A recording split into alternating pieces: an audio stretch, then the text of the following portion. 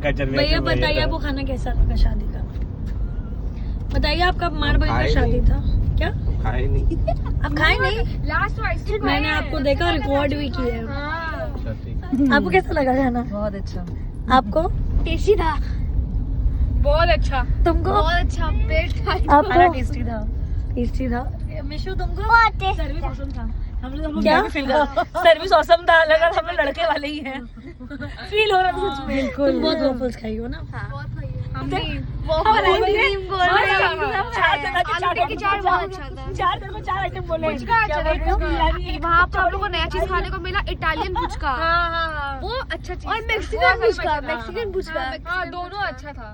Basically सब कुछ बहुत अच्छा था। आपका भी रिकॉर्ड मजा आ गया, बहुत अच्छा था, बहुत मजा आया। बेसिकली बहुत अच्छा था, बहुत मजा आया खा के। थैंक यू फॉर मेरे को मजा नहीं आया। अगर आपको ये ब्लॉग अच्छा लगा तो प्लीज नहीं, ब्लॉग अच्छा नहीं है। Bye guys. ब्लॉग